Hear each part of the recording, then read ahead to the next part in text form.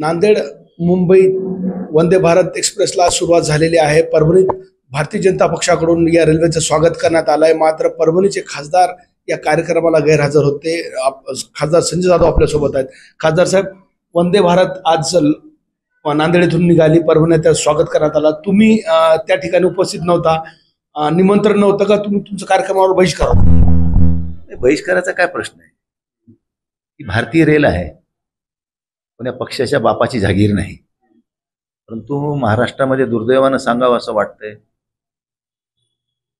की नांदेडहून वंदे भारत ट्रेन मुंबईला सुरू करावी, नांदेडहून पुण्याला वंदे भारत ट्रेन सुरू करावी अशी मागणी करणारा लोकसभेमध्ये मी, आणि त्यानंतर देशाच्या रेल्वे मंत्र्यांनी त्याला मान्यता देणं आणि त्याचं रीतसर काल नांदेडून त्याची उद्घाटन होत असताना, तिला आज झेंडा दाखवत असताना त्या ठिकाणच्या राजकीय पक्षाच्या नेत्यांनी विरोधी पक्षातला खासदार असल्यामुळे आम्हाला बाजूला ठेवणं, फक्त आम्ही नांदेडचेच बोगवले। मग अतुल सावे नांदेडचे होते का? मुख्यमंत्री नांदेडचेच होते का? विधान परिषदेचे आमदार नांदेडचेच होते का? परंतु हेतू पुरस्कर आपल्याला बाजूला ठेवून त्यांनी त्या रेल्वेच्या झेंडा दाखवण्याचं काम केलंय। अशा स्वरूपाचे राजकारण भविष्यामध्ये आपल्या आयुष्यामध्ये कधीही मी मागे 25 वर्षात बघितलं नाही। पण एवढ्या खालच्या पातळीवरचं राजकारण सध्या भारतीय जनता पार्टी देशात करते आहे। मला एवढंच म्हणायचं होतं की बाबा, ज्यांनी त्याच्यामध्ये पुढाकार घेतलाय त्यालाही बोलवा ना। आमचं म्हणणं बघा, नांदेड डिव्हिजन हे साऊथ सेंट्रल रेल्वेमध्ये येणारं डिव्हिजन आहे आणि ह्या डिव्हिजनमध्ये येणाऱ्या आमच्या 2 जिल्ह्यामधून आम्ही 2 जिल्ह्यासाठी ही गाडी महत्वाची होती, नांदेड आणि परभणीसाठी। आणि ती गाडी सुरू करताना तुम्ही मला त्या डिव्हिजन मधला, मी त्या परभणी जिल्ह्यातला खासदार असताना तुम्ही मला बोलवत नाही, म्हणजे तुमच्या मनामध्ये कुठेतरी काळाबेर आहे। पण मी म्हणलं ठीक आहे, मला नांदेडला बोलवू नका, किमान मला परभणीमध्ये तिला झेंडा दाखवण्याची परवानगी तर द्या। त्या विषयावर सुद्धा अधिकारी बोलायला तयार नाहीत। अरे, तुमच्या मायबापानं तुम्हाला शिकवून एवढं मोठं केलंय, त्या पदाची गरिमा ठेवा। राज्यकर्त्यासमोर नतमस्तक होऊ नका। चांगल्या कामासाठी नतमस्तक एकदा नाही 10दा व्हा, पण त्यांची गुलामगिरी करून त्यांचे बेडबिगार होऊन तुम्ही तुमच्या पदाची गरिमा घालू नका। माझा हे सगळ्या अधिकाऱ्याला सूचना असणार आहे, विनंती असणार। शेवटी लोकशाही आहे, मी लोकशाहीमध्ये त्या संसदेचा सदस्य आहे। लोकांनी ह्या ठिकाणी मला निवडून दिले आणि भारतीय जनता पार्टी जर आपले झेंडे लावून त्या गाडीचे उद्घाटन करणार असेल तर ही देशाच्या अस्मितेला काळीमा फासणारी गोष्ट आहे।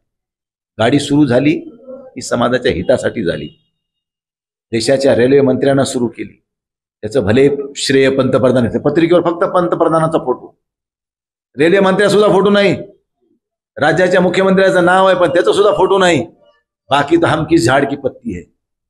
एवढा हवास, एवढा हव्यास कशासाठी? प्रत्येक गोष्टीचं श्रेय आम्हालाच भेटावं। अरे बाबा, तुम्हीच घ्या, सरकार तुमचं आहे, याच्यात दुमत नाही, पण विरोधकाचा बी सन्मान करायचा शिका ना जरा। एवढी बी काही तुम्ही पात्रता सोडून दिली? एवढी नीच पातळी यापूर्वी कधीही राजकारण्यांनी वापरली नाही। अशा स्वरूपाची मर्यादा ओलांडून वागण्याचं काम ह्यावेळेसचं सरकार या ठिकाणी करते। मी या गोष्टीचा निषेध करतो। परभणीमधून आज वंदे भारत रेल्वेचं आगमन झालं परभणीमध्ये आणि परभणीतून मुंबईकडे रवाना झाली। मी त्या निमित्तानं शुभेच्छा देतो। या रेल्वे मंत्र्यांचं हार्दिक अभिनंदन करतो। एक चांगल्या प्रकारची सुविधा परभणीतल्या जनतेला आपण मिळवून दिली, त्याबद्दल तुमचं मनपूर्वक स्वागत। खासदार साहेब, जिल्ह्यात काय चाललं? एका आठवड्यामध्ये जिल्हाधिकारी आणि मनपाचे आयुक्त बदलल्या गेले, काय कोणाचं बदली माग कसं पाहता? या बदल्यांना, या बदल्या म्हणजे राजकीय स्वरूपाच्या आहेत। आता महापालिका, नगरपालिका, जिल्हा परिषदेच्या निवडणुका डोळ्यावर आहेत, तोंडावर आहेत। अशा वेळी अधिकारी थोडे आपल्या ऐकण्यातलेच असावेत, अशा स्वरूपाची भूमिका ठेवून जिल्हाधिकाऱ्याची बदली तर त्या दिवशी व्हायला पाहिजे होती, ज्या दिवशी डीपीटीसी मध्ये अजितदादाच्या समोर पैशाच्या आर्थिक देवाणघेवाणीचा विषय आला। त्या दिवशी जिल्हाधिकाऱ्याला उचल मागणी करायला पाहिजे होती, पण त्या दिवशी न करता आत्ता करण्याचं कारण काय? कारण त्यांचा टाइम बॉन्ड आता रिटायरमेंटला त्यांचे 8-9 महिने बाकी येते, एवढ्यासाठी त्यांना कुठेतरी पनिशमेंट म्हणून बाहेर द्यावं, ते उचित द्यायचं होतं, तवाच द्यायचं होतं। का दिलं नाही? आताच का दिलं?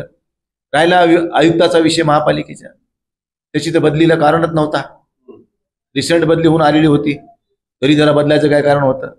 कारण प्रभाग रचना करताना तो पालकमंत्र्याच्या, विशेषतः भारतीय जनता पार्टीच्या लोकांचा विचार विचारात घेत नव्हता. तो त्याच्या अधिकाराप्रमाणे त्याच्या अधिकारात राहून काही वाढ रचना करीत होता, म्हणून त्या अधिकाऱ्याची उचलबांगडी या ठिकाणी करण्यात आली. विशेषतः आमच्या इथं पाथरीला जे SDM होते लाहोटी नावाचे, त्यांची बदली जालन्याला झाली. त्यांचा टाइम बॉन्ड परभणीतला संपला. जालन्या ऑर्डर झाल्यानंतर तो रुजू झाला नाही आणि 1 महिन्याच्या आत पुन्हा तो सेलूला SDM म्हणून येतो. मी निवडणूक आयोगाला तक्रार केली आहे, मी CS ला तक्रार केली आहे, मी मुख्यमंत्र्याला तक्रार केली आहे. मोस्ट करप्टेड अधिकारी आहे लाहोटी. वाळू चोरीमध्ये किती पैसे खाल्लेत त्याला विचारा. आणि अशा अधिकाऱ्याला ह्या जिल्ह्याच्या पालकमंत्री जर घुमून फिरून पुन्हा जर इथंच आणणार असतील आणि अधिकाऱ्याच्या माध्यमातून जर तुम्ही या ठिकाणी आपले बस्तान मांडू शकू असं तुम्हाला वाटत असेल तर हे तुमचं दिवा स्वप्न आम्ही साकार होऊ देणार नाही.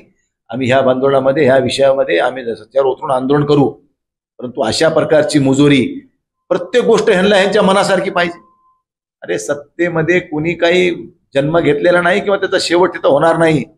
आज तुम्ही सत्तेत आहेत, उद्या आहे त्याची गॅरंटी आहे का? काल कोणी होतं, आज कोणी आहे, उद्या कोणी होईल. परंतु त्या सत्तेचा तुम्ही चांगल्या कामासाठी उपयोग घ्या, पण तुम्ही स्वतःची मोनोपल्ली करायसाठी प्रशासनाचा उपयोग घ्यायचा प्रयत्न करू नका. याचा अराजकता माजली तर अवघड होईल, एवढं लक्षात ठेवा.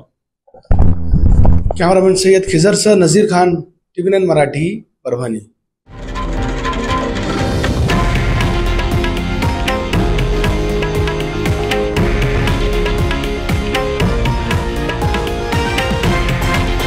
हे आहे देशातील नंबर 1 न्यूज नेटवर्क आणि आपण पाहत आहात TV9 मराठी, एकमेव.